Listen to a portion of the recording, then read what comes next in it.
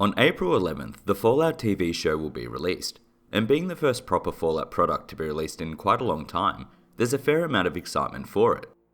So today, I figured we can take a look at the 3 identified main characters of the upcoming story to have a look at who they are, what they are about, and what their story is going to be in this new show. Starting off, we have Lucy. Lucy, played by Ella Purnell, is the series' lead protagonist. Having been raised in Vault 33 for her entire life, Lucy is described as having led a somewhat sheltered life. Interestingly, for those who have played the games, Lucy's vault appears to be one of the rare exceptions to the usual Vault-Tec vaults.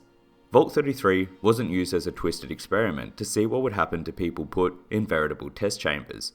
For those new to this series, some vaults involve what-if scenarios, such as what if a vault had 999 men and 1 woman, or 999 women and 1 man, or 1 man and 999 puppets. Experiments that serve almost no purpose except to torment its victims. Except maybe for that 1 man. I digress, but the point is that Lucy's vault is one of the actual idyllic vaults that were sold to pre-war customers as a veritable utopia in the post-war world, a control vault. The vault looks clean, crops and water seem to be in abundance, and people, for the most part, seem to live in harmony. Lucy evidently believes the Vault-Tec propaganda for what they said the vaults were designed for, stating that the mission of the vault should be important to everyone, to come up to the surface one day and restart civilization. Lucy lives in the vault with her brother Norm and her father Hank, who is evidently the overseer. For those new to the series, think president of the vault. However, her idyllic life is uprooted and she's forced to exit the vault, with the reason being given is to rescue her father Hank. It's not clear just yet what happened though. We see shots of the vault looking calm and normal, and then also shots of what appears to be raiders attacking residents, which may have instigated Lucy leaving. This might be a wild shot in the dark, but maybe some type of chemical or disease got into the vault, which caused some of its residents to go feral. We see Lucy saying goodbye to Hank while he's isolated behind some kind of locked door, as well as shots of bodies sprawled everywhere, and the vault projector, no longer showing the nice idyllic setting, but instead the please stand by message. And evidently, people did not want her to leave the vault, as evident by a vault dweller either lying dead or incapacitated when she leaves, as well as her brother Norm and friend calling out to her when she leaves. In any case, Lucy leaves the vault and begins traversing through the wasteland. I had mentioned this in a previous video, but Lucy is basically the perfect vehicle for viewers of the show to experience the wasteland. Like us, she is sheltered, confused, and has no clue how to handle the world above. And once out of the vault, we can see this in effect. She wanders the waste, pointing guns at tumbleweeds and trying to make friends with all she can. She evidently makes friends with Wilsig and Marjoon, conversing with them both and seemingly defending them from the Ghoul. However, it does appear she begins to adapt to life above ground rather quickly. In the trailer alone, the Ghoul pulls a gun on her as she's drinking water.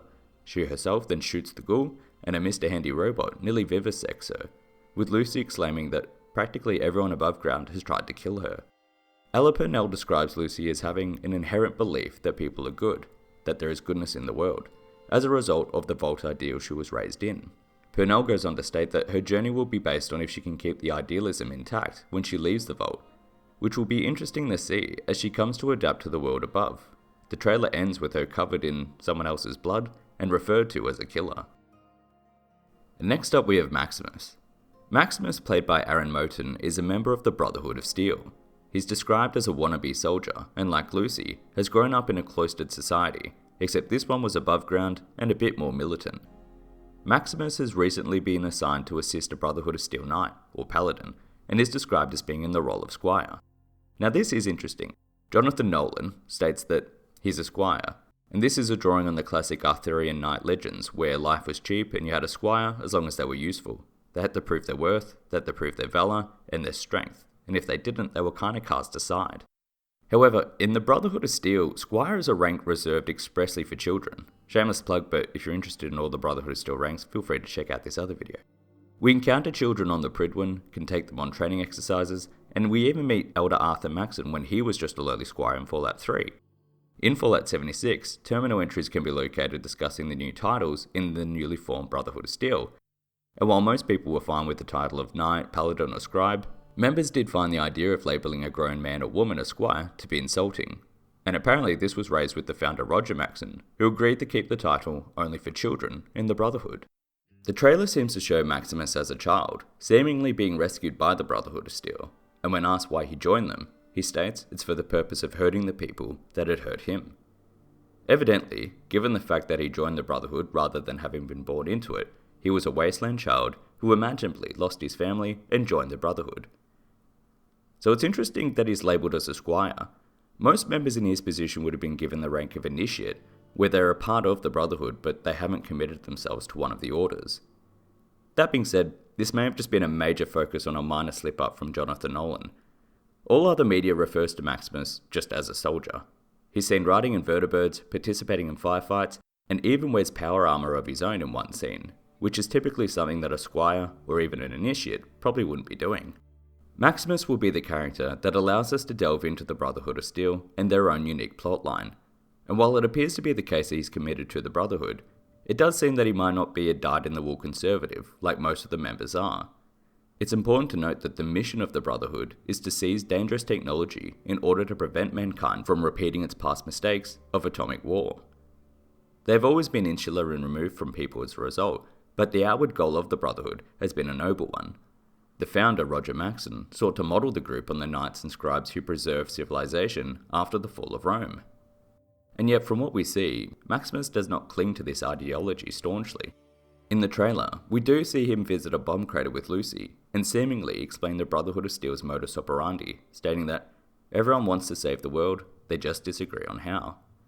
However, Aaron Moten explains Maximus as being a man who needs to cling onto something that makes him feel more powerful than he does when he's on his own, and we feel more stronger in a group than we do as an individual, even though the Brotherhood of Steel is violent. Power is a big desire for the Brotherhood, constant growth and power. I think it's where he feels his ideals are met. However, he does also state that one of the key traits that drew him to playing Maximus was that there is a war going on within him, imaginably due to the self-doubt on wanting to be a part of the Brotherhood, but possibly disagreeing with the actions they may take in the wasteland. And this will be something interesting to explore with the Brotherhood. For players of the series, the Brotherhood are less concerned on projecting power and more taking technology for their own purposes. However, in the press junkets, it does seem that the Brotherhood is described as wanting to have an active part in policing and bringing order to the wasteland, which may be why they have their new airship, the Caswinen. Ultimately, this may be a new version of the Brotherhood of Steel that we're seeing, and we'll be seeing it through the eyes of Maximus. The final character is the Ghoul. Originally born as Cooper Howard, the Ghoul is described as a ruthless bounty hunter with a slight code of honour. And given the fact that he's a pre-war Ghoul, we get to have a look at the world before it all turned to dust, kinda like the start of Fallout 4. In his pre-war life, Cooper Howard was a Hollywood actor who starred in a myriad of movies such as Under the Covers, The Man from Calabasas, Valley of the Gun, and most notably, Gun. Cooper Howard also appears in the advertisements for Vault-Tec, espousing the ideals of life underground. However, apparently all this didn't earn him a spot in the Vault, or maybe he just didn't arrive in time. Cooper is seen to have a wife and child, who notably aren't with him 200 years into the future. Cooper was apparently attending a Vault-Tec-esque event, given the matching Vault-Tec cowboy outfits he and his daughter were wearing when the bombs fell.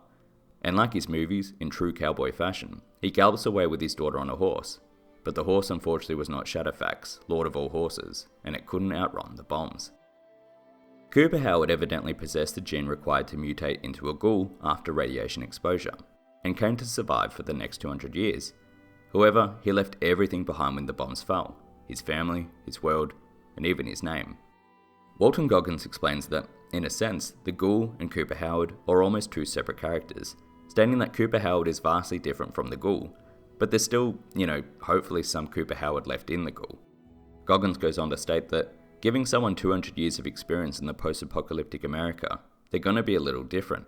And that journey, what this guy's seen, and how he went from one guy to another, is important. From what we see of the Ghoul, he's a man that characterizes survival in the post-war world. In the town of Philly, he's seen ruthlessly shooting down multiple assailants in a firefight with ease. He seeks Wilzig as a bounty target and evidently shoots his foot off. A Brotherhood of Steel soldier also engages him in combat, while the Ghoul merely laughs at the soldier and unloads bullets into him. When approaching Lucy, he's hit with a syringe filled to the brim with chems to incapacitate him. However, given his excessive chem usage and tolerance for them as a Ghoul, he merely pulls it out and explains that it's a drop of chems in a bucket that's already flowing within him. It's unknown exactly what relationship will entail between the ghoul and the other characters.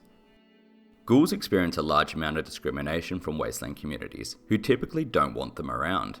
1, because they're ugly, but 2, because of the chance they'll go feral, like many other ghouls have. Ma June herself states that the ghoul isn't welcome in Philly. Lucy obviously shoots him, but he evidently does not appear to be mad about this. In other scenes, he can be seen leading her to his home, which appears to be in a super duper mart, where he evidently watches his old pre-war movies, showing that their relationship might not be hostile. The show's version of Dogmeat evidently appears to be his pet, or at least connected with him given their interactions, although I'm not sure if this scene shows the dog shot and wounded, and if so I'll never forgive him for that. It's unlikely he and Maximus would have any conducive relationship, however. The Brotherhood of Steel views ghouls as subhumans who should not be suffered to live, so I strongly doubt they'll end up being the best of friends. And with that is all we know of the main characters at this stage. Obviously this video may become quickly outdated once the show is released on the 11th of April, but I hope you've enjoyed this quick look into these characters. Thank you for watching, and I'll see you next time.